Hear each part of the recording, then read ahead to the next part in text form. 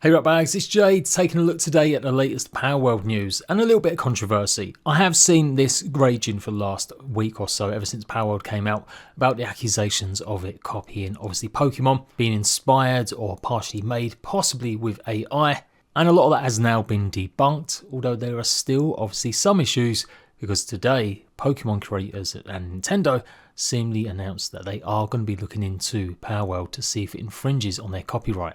But it's not just that, there have been a small series of updates hitting Xbox to hopefully correct and start the ball rolling on trying to combat cheaters. So we'll go over a few little details of that and just talk about the deal with Pokemon. Leave a like if you find this video useful, check out the rest of my actual normal Palworld Guides content, and let's go. So first, the news that probably a lot of you guys just want to hear about, what they're doing. Well, they currently know about cheating going on official servers. Apparently there's a lot of hackers and stuff just messing things up. They said it's going to be really difficult to completely get rid of them, but they are now absolutely making it part of their focus.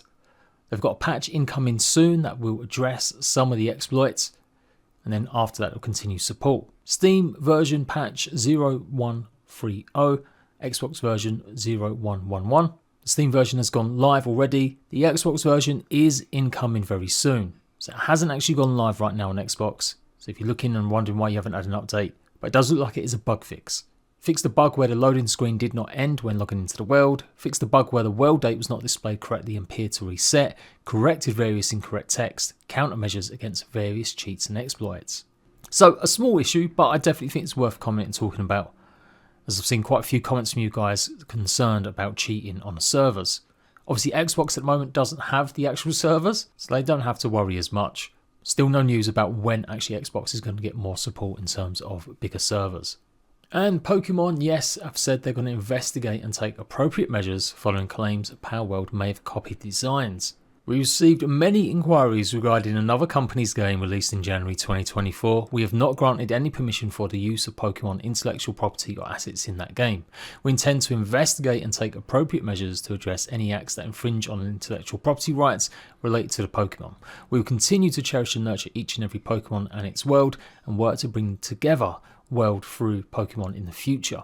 So maybe a warning, or maybe just a heads up to people to, stop sending them messages and acts saying that Palworld's copied them. I think they realise this. A lot of this stems from certain game data from Pokemon Scarlet and Pokemon Violet, with accusations that very much in-game models look very similar. Obviously the creators of Palworld have strongly denied this and said actually no, stop sending death threats to people that work on their studio. We haven't been breaking any or infringing on intellectual property. That they actually cleared a lot of legal reviews and no action has been taken against the project so far. One of the legal bigwigs that used to work for Pokemon has said he's surprised Palworld has got this far. And you may have already seen lots of videos and screenshots apparently of a Pokemon mod that actually got applied to Palworld. This has been taken down so fast. Nintendo have hit pretty much everyone and anyone that showcased it, and the actual Nexus mod site have had to actually take it down as well. So don't try putting any more Pokemon mods on Palworld.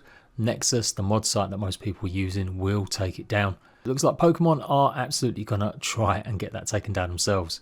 When Palworld first came out, it was clear where its inspiration came from. The debate then rages on whether or not it's in irony, obviously Pokemon with guns, or whether or not it's genuinely copying and utilising certain aspects of Pokemon.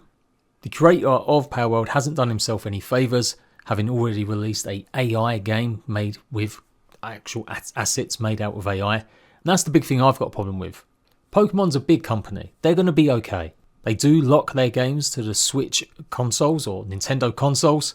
And so there is this element of like FU to Pokemon.